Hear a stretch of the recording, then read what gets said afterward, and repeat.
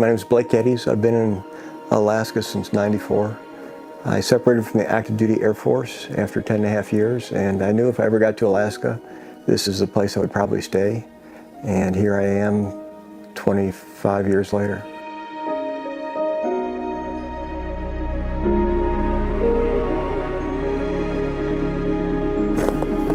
Well, we start over here in the trail and I'll walk you towards the cabin and it kind of opens up.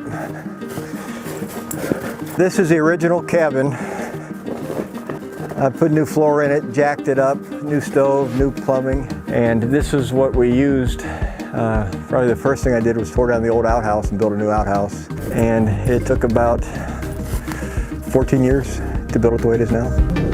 I like to build, you can tell, but I also like to disconnect. This is off the grid. There's no television sets. There's no computers. 2012, a friend of mine came down just to get stuff ready for the trapping season. It opens up November. And we took the boat upriver and to an area that we had planned on trapping, and that's when I had my accident.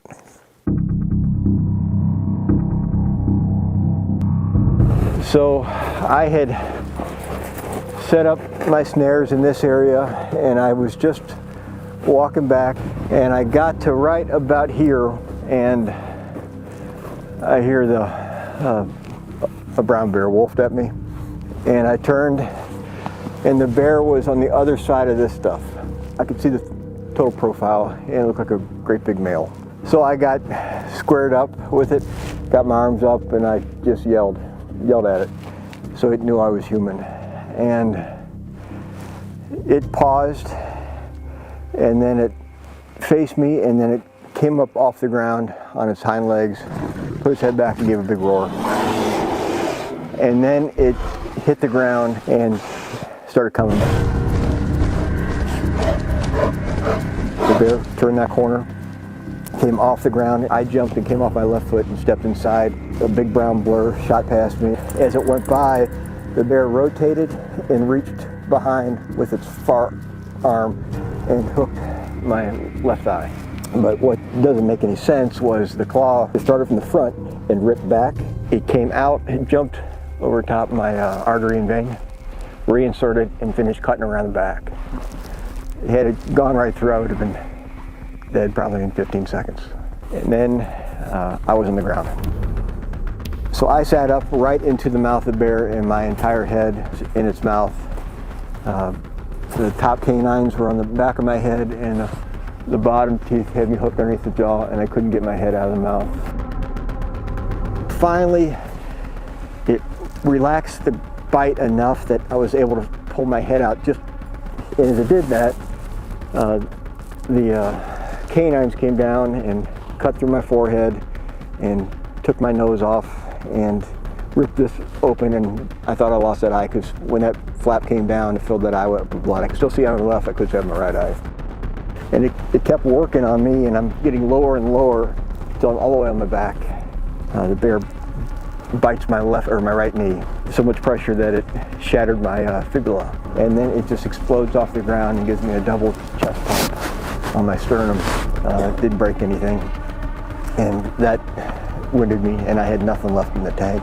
The bear got really close, just inches from my face, and just stared at me.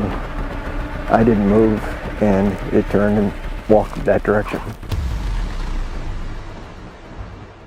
The whole ordeal lasted not more than probably 2 minutes. The result of that being my left quadricep was severed down to the femur, my right fibula was fractured, significant wounds in my face, my nose was almost removed and hanging by the right nostril, and then other scars just throughout my body.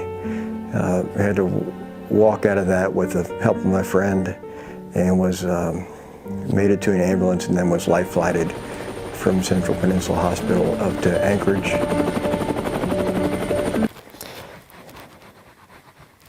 I'm just thinking about Kathleen. I dated her from my sophomore year in high school.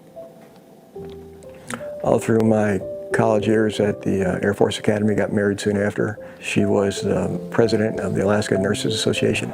She had some work injuries that caused her health to deteriorate pretty rapidly, to the point that she didn't get out of the house much. Her blood pressure would drop all the time, and I had to go shopping, go grocery shopping, and do some other stuff. And when I got home, so I came in the door, I said something to her and there was no response. And I carried groceries upstairs and I saw her. She was not conscious. She had passed out before and had other issues, and I had revived her a few times in the previous couple of years. And I worked on her for a while and called 911.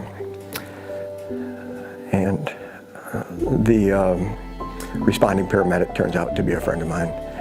Eric helped me work on her for a little bit, and he finally said, "Blake, she's gone."